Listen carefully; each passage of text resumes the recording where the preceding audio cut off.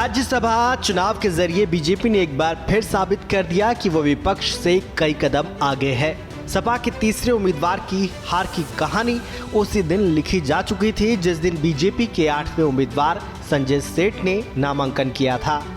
Sanjay BJP में शामिल होने से पहले सपा के कोषाध्यक्ष थे। ऐसे में बीजेपी जानती थी कि संजय सेठ ही वो शख्स हैं जो समाजवादी पार्टी के विधायकों को अपने पक्ष में आसानी से ला सकते हैं, और हुआ भी कुछ ऐसा ही। विपक्ष के 7 विधायकों ने बीजेपी के उम्मीदवार संजय सेठ के पक्ष में वोट डाला। वोटिंग के दिन ही अखिलेश को बड़ा झटका लगा। सपा के मुख्य सचेतक मनोज पांडे ने पार्टी का दामन छोड़ दिया। बहुत बार जनता ने वोट देने का मौका दिया। राजनीति में है तो आरोप लगेंगे। हम जनता के लिए चुन के आए हैं और जिस भगवान रूपी जनता ने हमें चुना है उसके लिए केवल हमें सोचना है। वोटिंग के दौरान सपा के नेता मायूस नजर आए। क्रॉस वोटिंग को लेकर रामगोपाल यादव ने कहा, जैसे बरसात के मौसम में कुकुरमुत्ते उग आते हैं फिर खत्म हो जाते हैं, ऐसे कुकुरमुत्ते हर पार्टी में होते हैं।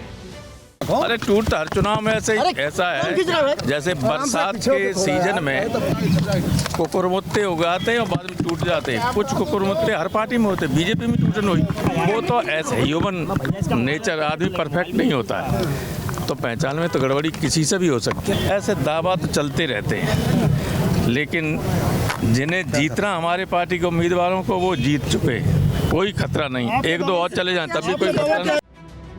राज्यसभा की वोटिंग की उथल पुथल के बीच शिवपाल यादव ने क्रॉस वोटिंग करने वाले विधायकों पर तंज कसा।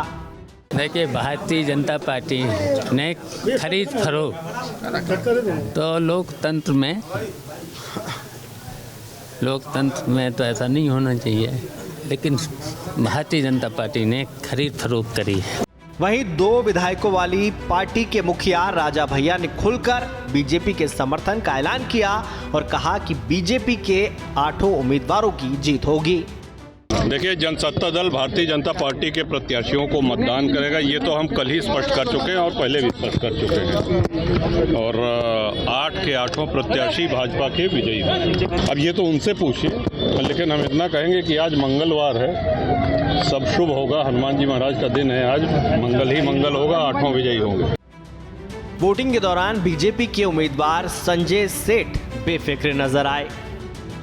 देखिए, ऐसा है कि हमें तो नहीं मालूम कि उन्होंने किसको वोट दिया है। वो तो शाम को 5 बजे के बाद जब पेटी खुलेगी तब पता चलेगा। पार्टी कह रहे हैं कि खरीद फरोख्त हुई है, आप तो अभी पता कैसे चला? हमने तो नहीं देखा उसको। लेकिन आपकी मुस्कुराहट बता रही है कि आप जो है वो तो हम पहले दिन से मुस्कुरा रहे हैं, जीतेंगे, पूरी तरीके से जीत रहे हैं। बहरहाल बीजेपी ने राज्यसभा चुनाव में विपक्ष को चारों खाने चित कर दिया है। अखिलेश पीडीए का नारा बुलंद करते रहे, लेकिन सपा के विधायकों ने ही पीडीए के नारे की हवा निकाल दी। ऐसे में एक बात साफ हो गई है कि बीजेपी लोकसभा चुनाव में इससे ज्यादा आक्रामक रुख अपनाने के लिए तैयार है। दूसरी तरफ विपक्ष अपने ही विधायकों को एकजुट रखने में नाकामयाब साबित हुआ।